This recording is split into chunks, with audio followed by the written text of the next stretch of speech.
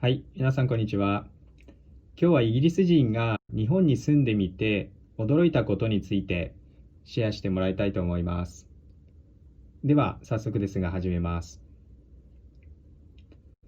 So, I know you used to live in Japan. Can you tell me some things that surprised you about Japanese culture? Yeah, quite a few I can think of. One very nice surprise was actually when I was walking in the street trying to find somewhere an address. I couldn't find it, and I'd stop a Japanese person and ask them to help me, give me directions.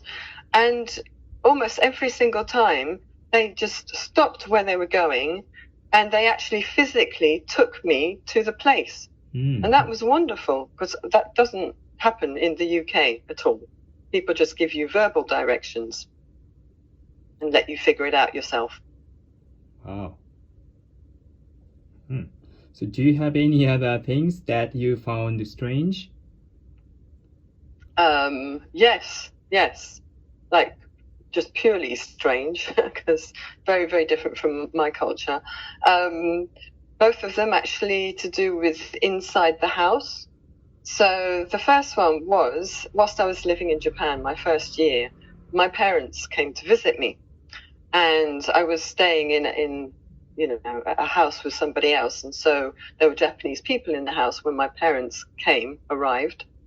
My mum went to the bathroom, to the toilet after a while, and came out and joined us in the main area, and the lady of the house looked absolutely shocked at my mum's feet because my mum still had the toilet slippers on, and my mum had no idea that it was wrong because in the UK I've never seen a home with special footwear for the toilet. That's just totally weird for us.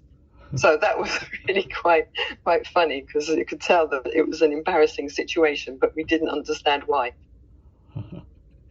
Yeah, so sometimes you don't take off your shoes when you get into your place. So yeah. So why? Yeah, that's a general thing. I mean, recently it's changed. Sometimes people take off their shoes when they come into somebody else's home, but there aren't slippers waiting for them. They just kind of walk around in their bare feet or their socks. But to have special footwear, slippers for just the toilet, no, zero. That does not happen in the UK. No. How about in France, in Europe? No. As far as I know. It's just, I don't know if it's just Japan, but it's not a Western European culture. Yeah. That's very funny and interesting. So has Japanese culture surprised you in any other way? Yeah, there's one more that I can think of, also inside the house, and it's to do with taking a bath when there's a whole family, etc. So I stayed with a friend and her family, and maybe as I was the guest, they allowed me in the evening to go and use the bath, the first person. So I did. I went and took my shower. I went and sat in the lovely bath and had a great experience. And then afterwards, I, as all, Western people would think, pulled the plug. And I said, right, next one can go. I finished.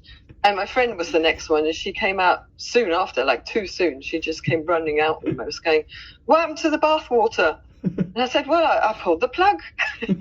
And she said, you're not supposed to do that. We're going to share the water. The rest of us are going to share the water. And for me, that was really shocking because I thought, I would not like to share my bath water with anyone. So that was interesting. So that was like, almost the opposite experience of the toilet slippers. I was the one who was shocked. Yeah. So that was I really remember that. So you don't really share bath water with your family? No. Maybe young children might share. They'd be in the bath together. It's not like one going in there and then another one using the same water. No. And I think maybe because the bath concept's different. In Japan, you can keep the bath water hot. But in a Western bath, the temperature will gradually go down because there's nothing to keep the water hot. So that's why you wouldn't share it. One of the reasons, I guess. So in the UK, there is no function to keep the water warm. No. But for Westerners, it's more of a hygiene matter. They wouldn't think it's hygienic to share bath water with anybody else. But do you usually have a bath, or do you usually have a shower? Well, you have to choose usually. You either have one or the other. In Japan, my understanding is that you have your shower first, and then you can go in the bath. But we don't do that. We have either a shower or a bath, not both. Which do you use most? It's a personal preference, but I think most people have a daily shower because it's quicker. And then when they want to relax and unwind, they have a bath. Maybe with a glass of wine, some candles, etc. Okay. Especially for women. Okay, thank you. That was very interesting. You're welcome. Okay, bye for now. Okay, bye-bye. はい、いかがでしたでしょうか。ではまた次回のフレーズでお会いしましょう。じゃあね。Bye-bye.